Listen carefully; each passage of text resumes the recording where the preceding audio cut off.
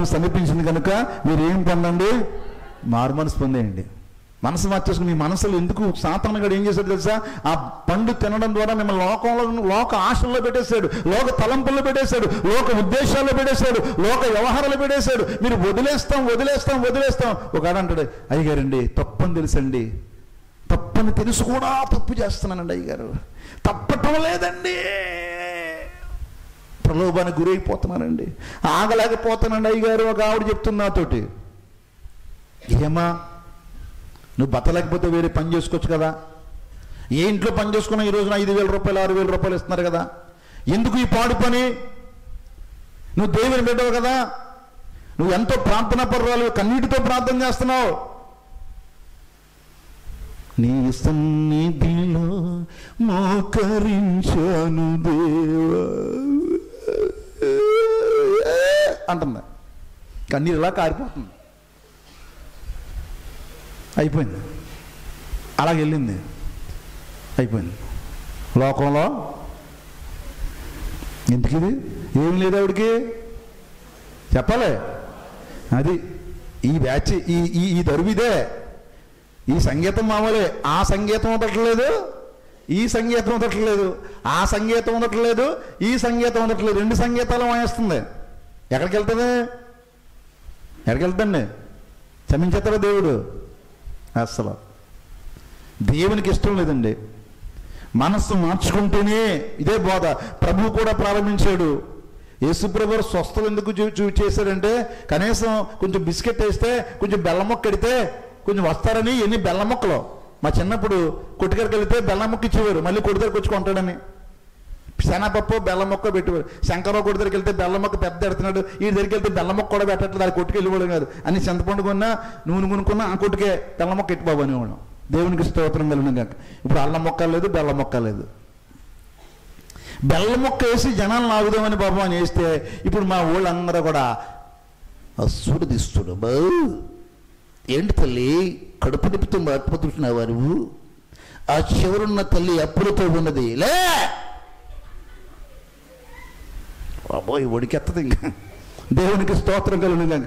నువ్వు మారు మనసు పొందమ్మా అన్న బాధ వినబడద్దేమో చూస్తున్నాను, కనబడలేదు. దేవుడు ఈ తరుణంలో 31వ తారీఖు రాత్రి మనతో మాట్లాడుతున్నాడు. మనమందరము మారు మనసు పొందాలి. దేవునికి స్తోత్రం కలుగుగాక. ఇంకా మారిపోదాం, వదిలేద్దాం. పాతవి గతించను, సమస్తమును క్రొత్తవైపోయాయి. సంగీతం అందరికీ ఇష్టమేనండి? చెప్పండి, సంగీతం ఇష్టం చేతులు ఎత్తండి. నాకు చాలా బాగా ఇష్టమండి సంగీతం. నేను రాసుకున్న పాట 10 సార్లు వింటున్నాను నా రూమ్లో పెట్టుకుని. మంచి భలేగా ఉంది. ఇందా పెట్టుకుని నిద్రపోయాను, అది పాడుతూనే ఉంది. సంగీతంలో ఒక స్వరాలు ఉంటాయి, సరిగమ పదనిస, సప్త స్వరాలు, సరిగమ పదనిస. ఫస్ట్ ఏంటండి? ఫస్ట్ స్వరం ఏంటి? సా. చెప్పండి, ఫస్ట్ సా ఏంటి? ఈ సా మీదే మన బోధ అయ్యాల. ఇంకా నీకు బోధ రాలేదు, ఇంకా ఇప్పుడు బోధలోకి వచ్చి, ఇప్పుడు బోధలోకి వద్దాం. ఇప్పుడు సా ఏంటండి ఇది? సా అనగా సరి చేసుకో. ఏం చేయాలి? ఇప్పుడు సరి చేసేసుకోవాలి. ఈరోజు సరి అయిపోదాం. ఏం చేసాం? 2023వ సంవత్సరంలో దిద్దుబాటు కూడికలో వదిలేసాను కదా, ఇప్పుడు చెప్తున్నాను జాగ్రత్తగా వినండి. దిద్దుబాటు కొరకే 2023వ సంవత్సరంలో చాలామంది మనం కృతజ్ఞతే చెల్లించలేదు. మన సంఘ బిడ్డలందరూ కూడా కృతజ్ఞత చెల్లించాలంటే అది చాలా పెద్ద ఖర్చు. అయ్యగారికి భోజనం పెట్టాలి, భోజనంతో పాటుగా ఏం పెట్టాలి? కైమా కూర ఒకటి వేయాలి, చేపల కూర ఒకటి వేయాలి, రొయ్యలు ఫ్రై చేయాలి, ఆ తర్వాత ఏంటండి జాయింట్, ఆ తర్వాత మటను, ఈ చికెను. ఇంత పెద్ద ఖర్చు అయిపోతుంది అనుకుంటున్నారు చాలామంది. నేను ఎప్పుడో చెప్పాను, అమ్మ భోజనం లేకుండానే మీ స్థాయిలో మీరు కృతజ్ఞత చెల్లించండి అని చెప్తే, అబ్బే అది లేదు. దేవునికి స్తోత్రం కలుగును గాక. హల్లెలూయా. 26 ప్రార్థనలు జరిగాయి. ఎన్ని ప్రార్థనలు అండి? 26. 26లో 6 3 ఉన్నాయి కృతజ్ఞత కూటలు. ఆ మిగతా అన్నీ కూడా జ్ఞాపకార్థ కూడికలు, ఆ తర్వాత పెళ్ళి సందర్భంగా పెట్టుకున్న కూడికలు. పెళ్ళి అన్నా అవ్వాలి, గృహమైనా కట్టాలి, ఎవడన్నా పోవాలి. మన సంఘంలో కూటమి పెట్టాలంటే పెళ్ళన్నా జరగాలి, ఇల్లన్నా కట్టాలి, లేకపోతే ఎవడన్నా పోవాలి తప్ప ఇంక లేదు. తీసేశారు మొత్తం. మరి గత సంవత్సరాల్లో చేసిన పనులు ఏమున్నాయి?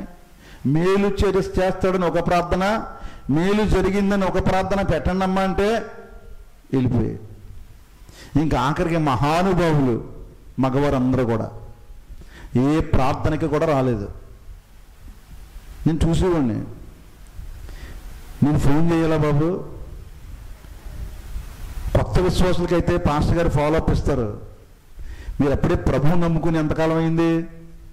కొత్తగా నమ్ముకున్నారు అనుకోండి, పోలీ ఈ విశ్వాసాన్ని బలపరుద్దాం, పోలీ ఫోన్లో ఫాలోఅప్ చేసి ఫోన్ చేసి, బాబు ప్రార్థన రా నాయన, నువ్వేమైనా పనులు ఉంటే ఓ అరగంట ఇలా కూర్చో బాబు అని చెప్పచ్చు.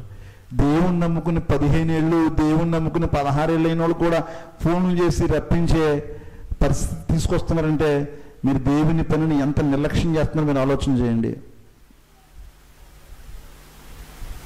మగవారు ఎవ్వరూ కూడా ఎక్కడ కూడికలకి కూడా రాని పరిస్థితి. ఎవరైనా 2-3 కనపడేవారు. ఎవరంటే ఒక లావబాబు, ఆ సత్యానందం గారు కనబడితే ఇంకొక ఆయన మన సంజయ్ బాబు, అప్పుడప్పుడు మన గ్రంథి నవీన్ బాబులు గట్టాడు కనపడేవారు. మిగతా వాళ్ళు ఎవ్వరూ కనపడేవారు కాదు. ఒక 20 కుర్చీలు, ఓ 15 కుర్చీలు వేసుకునేవాళ్ళం. అది పక్కకు పోయింది.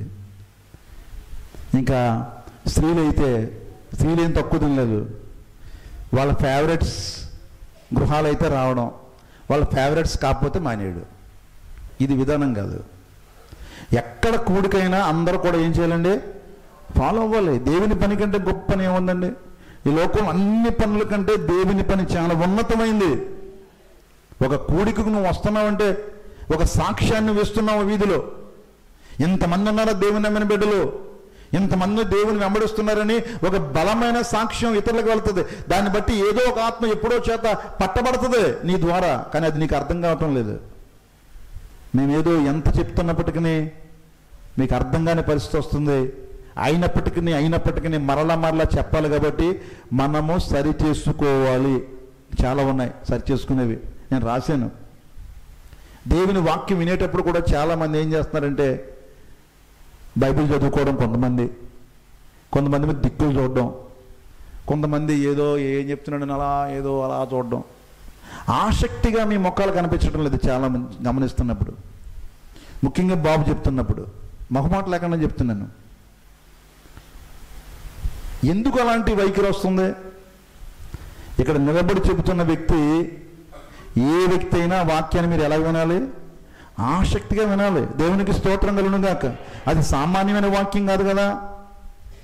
ఏదో 23వ కీర్తన చదవమ్మా, ఆ కిందనేముంది, పైన ఏముంది, ఆ వెనకాల ఏముందని చెప్తున్నారా?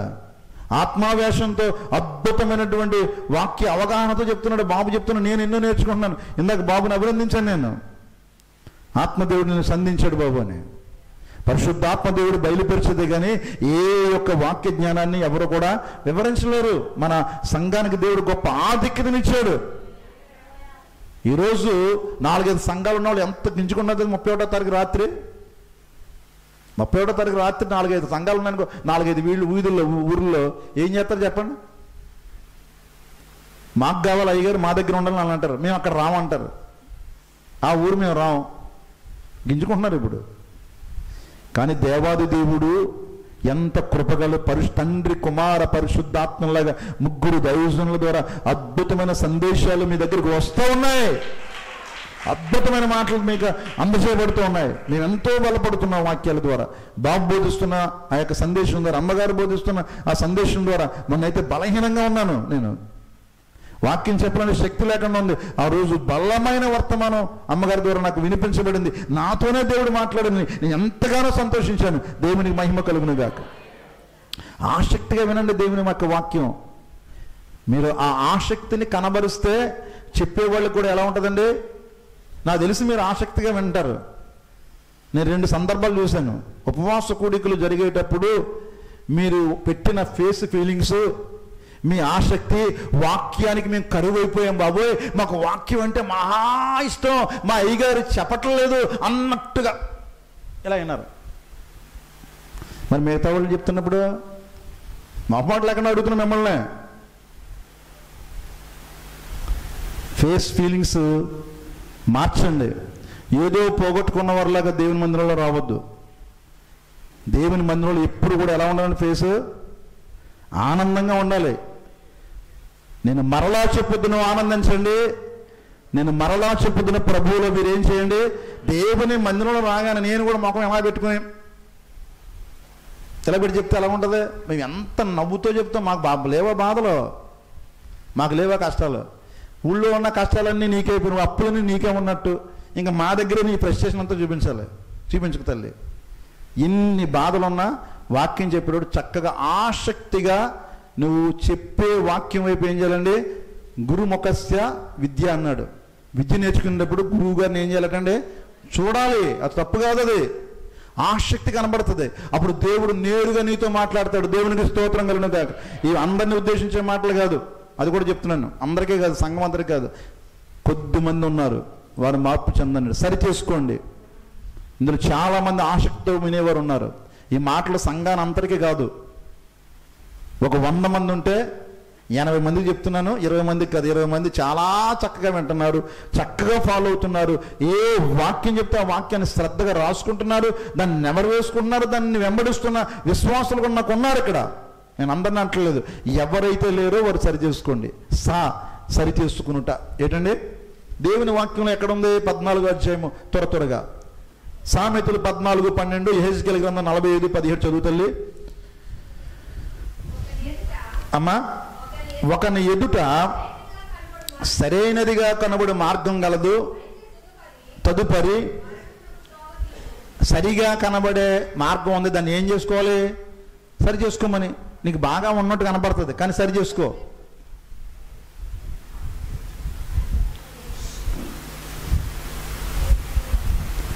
పన్నెండు 15 చదువుతారు అదే అధ్యాయం.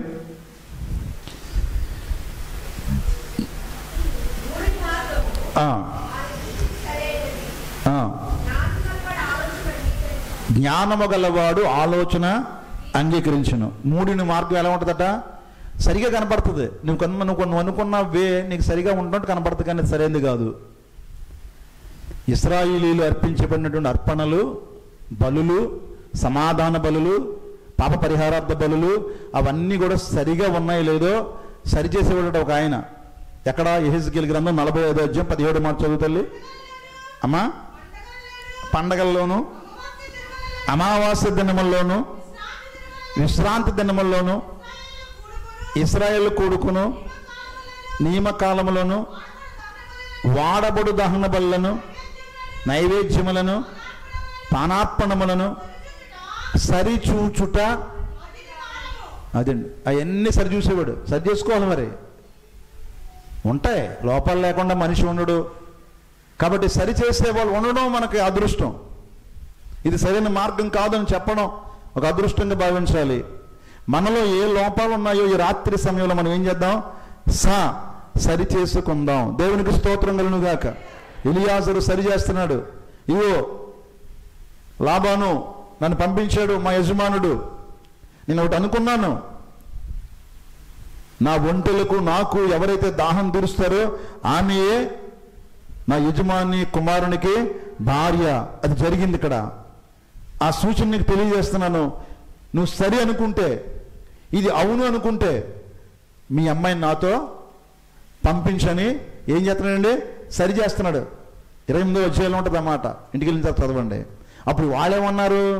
ఓహో, ఇదేదో దేవుని కనెక్టింగ్ ఇది, ఓకే అయితే నీకు సూచన చూపించాడు కదా, అయితే ఇది మేము అవునని కానీ మేము కాదని కానీ మేము చెప్పం.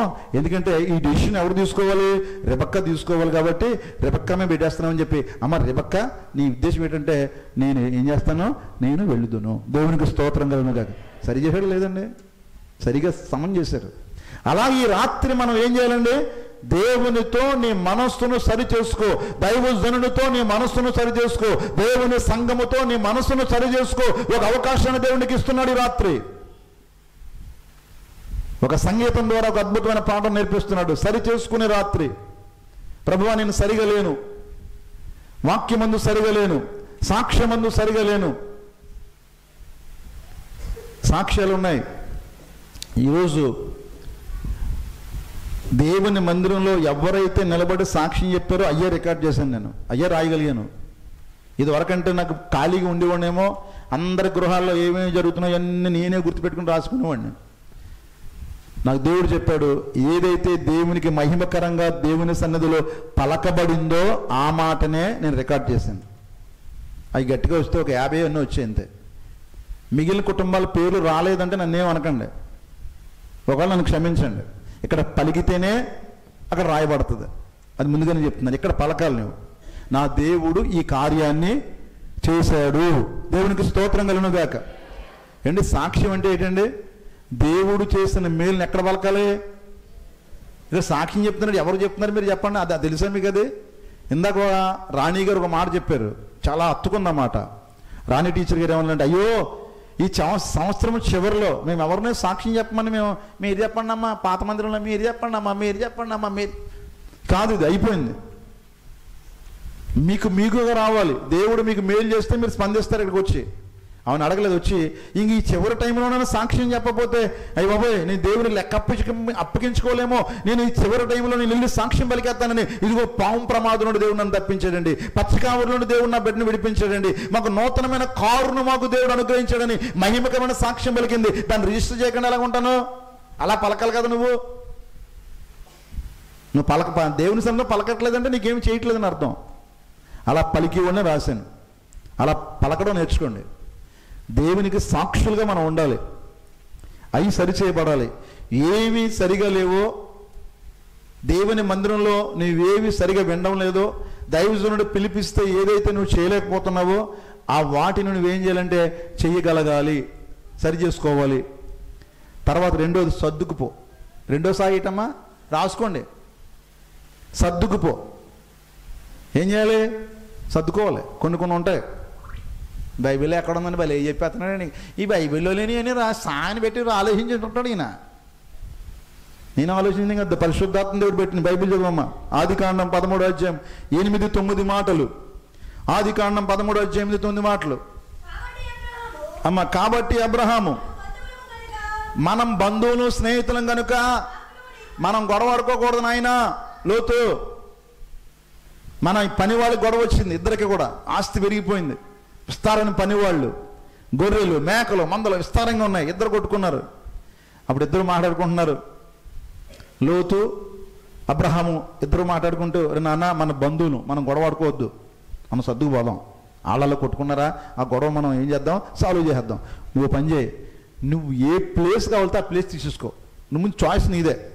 ఎంత సర్దుకుపోతున్నాడంటే అబ్రహాము, నువ్వు ఏది బాగుందో తీసేసుకో, నాకు అది మిగిలిందే, నాకు అక్కడే ఉంటాను నేను అంటే. అప్పుడు లోతు ఏం చేశాడండి?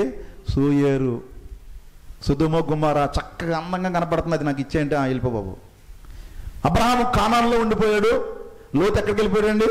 సొదొమ గొమొర్రా వైపు వెళ్ళిపోయాడు. ఎంత బాగా సర్దుకుంటున్నారో చూడండి ఇద్దరు కూడా.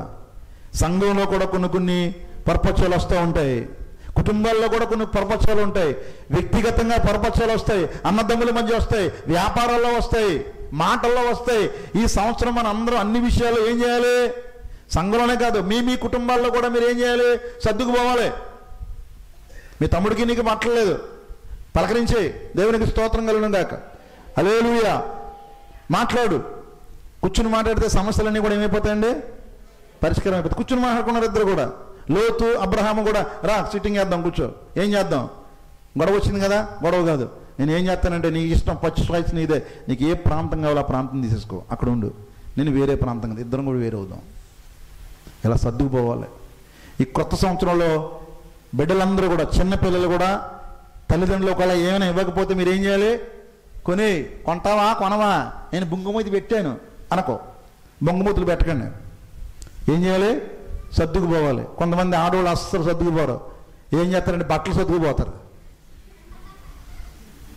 బట్టలు సర్దుకుపోయే వాళ్ళు ఎంతో మంది ఉన్నారు. మన బ్యాచ్ వాళ్ళు మంచి వాళ్ళండి. దేవునికి స్తోత్రం కలుగును గాక. హల్లెలూయా. మీ భర్తలు ఏ మాట అన్నా మీరేం చేయండి? సర్దుకోండి. ఆ కోపంలో ఏదో అన్నాడులే, కోపం తగ్గితే మళ్ళీ మామూలుగా ఉంటాడు అని ఈ సంవత్సరం అందరూ అన్ని విషయాల్లో సర్దుకుపోదాం. దేవునికి స్తోత్రం కలుగును గాక. మూడవది సాగిపో. మూడవది ఏం చేయాలి? సాగిపోవాలి. ఆగిపోకూడదు. ఎక్కడ ఆగిపోకూడదు?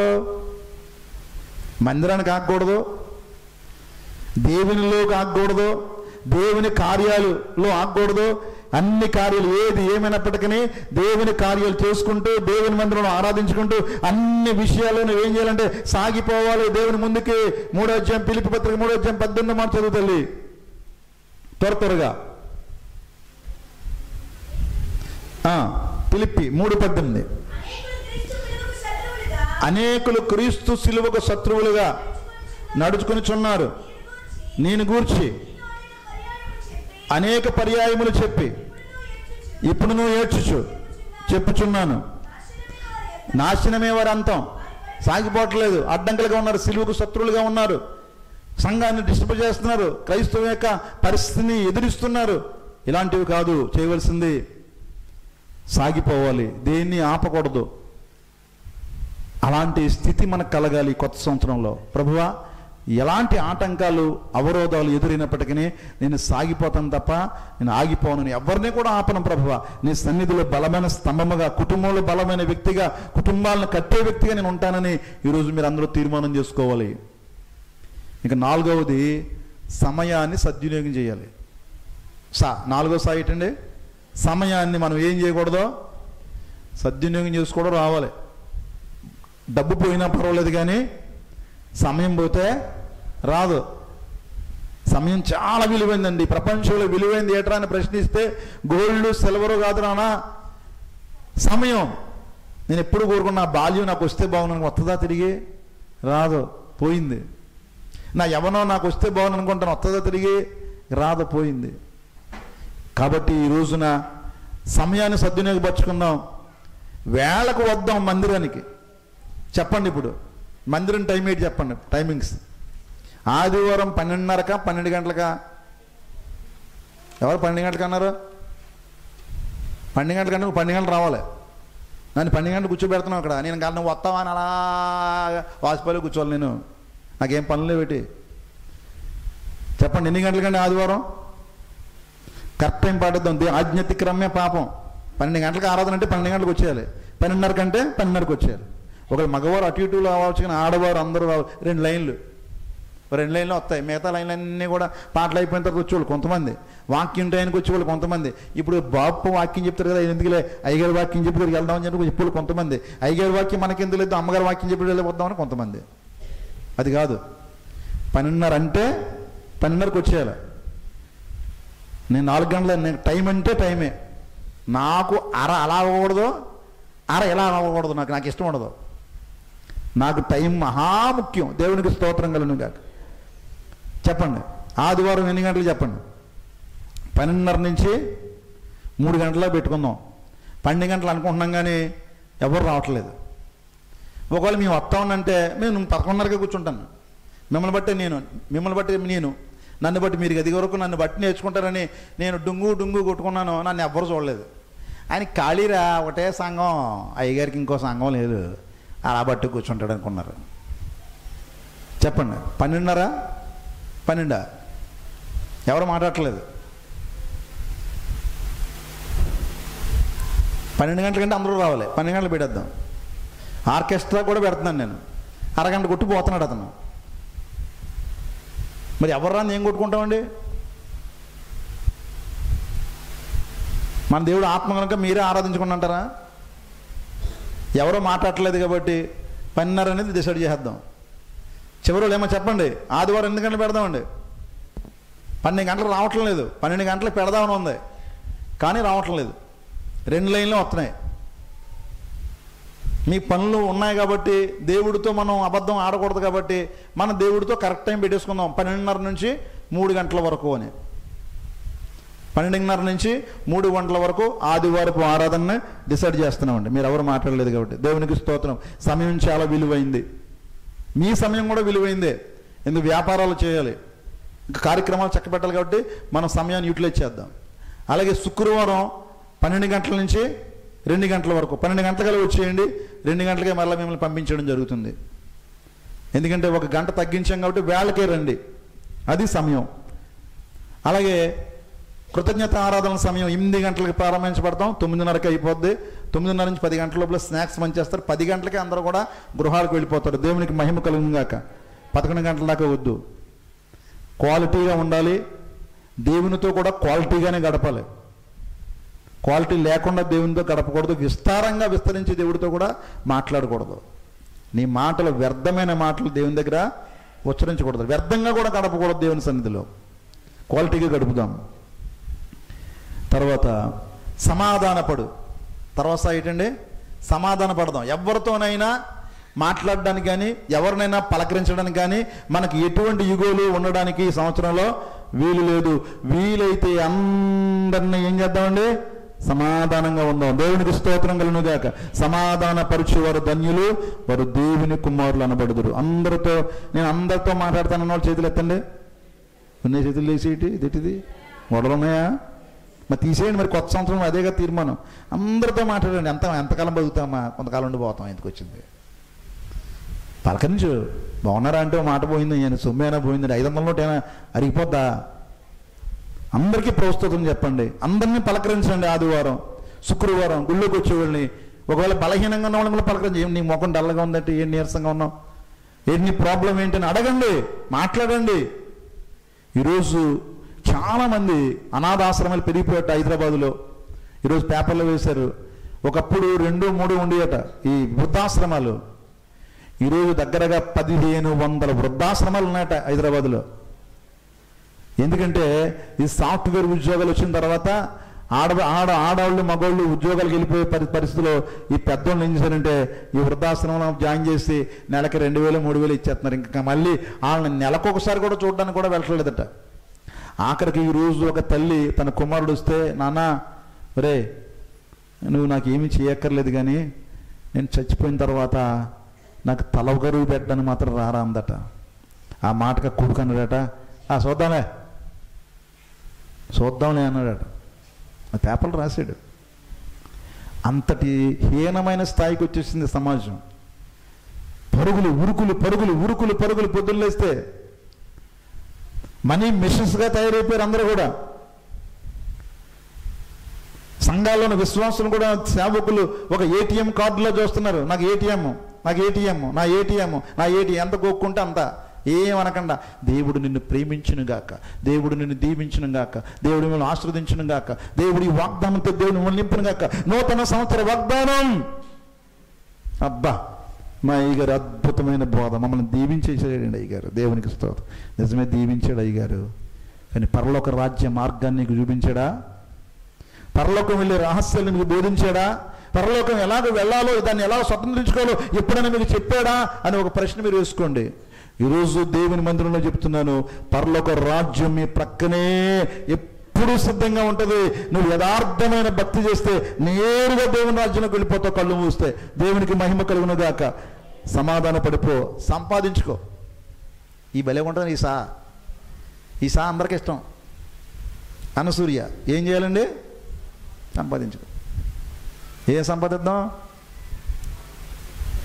ఖాళీ లేదండి అయ్యగారు, నిజమే ఖాళీ లేదు. మన వాళ్ళందరికీ సోమవారం నుండి ఆదివారం దాకా ఖాళీ లేదు. 4-5 సంతకు వెళ్ళిపోతున్నారు. పోలే ప్రభువా, ఏటది ఆ కార్తీక మాసం ఏదో వస్తుంది తండ్రి, ఆ కార్తీక మాసంలో అయినా సరే ఖాళీ అవుతారు నా బిడ్డలో, అప్పుడు ఏదో 4 ప్రార్థనలు పెట్టుకుంటే 9 వస్తారంటే. కార్తీక మాసంలో ఈ మధ్య టూర్ వెళ్ళాలి. ఒకప్పుడు స్టూర్స్ లేవు, ఇప్పుడు టూర్లు. ఇంకెప్పుడు చేస్తావు నువ్వు దేవుడి పని? కార్తీక మాసంతో వ్యాపారాలు లేవండి, టూర్లు పోతున్నావు. ఇంకా ఆదివారం సోమవారం నుండి శనివారం దాకా వ్యాపారాలు అంటున్నావు. చేసి నిజంగా వ్యాపారాలు చేసి ఎంత సంపాదించారు మీరు? 1 కోటి రూపాయలు, 2 కోట్లు, 10 కోట్లు పట్టుకెళ్తావా? ఆరోగ్యం ఉంటుంది అనుకుంటున్నారా? తర్వాత అన్నిటి మీద వెక్కసం వస్తుంది, వ్యర్థం అనిపిస్తుంది. కొంత వయసుకు వచ్చేసరికి ఎలా ఉంటుందంటే, నేను పడిన ప్రయాస వ్యర్థం అనుకుంటావు. నీ బిడ్డలకి ఇచ్చినటువంటి ఆస్తి వారు లెక్క చేయరు. నా తండ్రి ఇచ్చాడని చెప్పి తండ్రి ఫోటో కూడా పెట్టని సమాజం ఇప్పుడు వస్తుంది. హైబ్రిడ్ జనరేషన్ ఇది, కృతజ్ఞత లేని జనరేషను. నువ్వు ప్రభువును సంపాదించుకో. దేన్ని సంపాదించుకోవాలండి? పౌలు భక్తుడు అంటాడు, చదవండి ఆ మాట, చదువు మిగుద్దాను. ఫిలిప్పీ పత్రిక 3:19 మాట. క్రీస్తును సంపాదించుకుని. ఏం సంపాదించాడండి? ఎంతమంది ఈ రాత్రి నేను ప్రభువా నేను క్రీస్తును సంపాదించుకుంటానండి, ఇంకా చాలు, నేను క్రీస్తు కొరకు ప్రయాసపడతాను, ఆయన్ని నేను సంపాదించుకుంటాను, ఆయన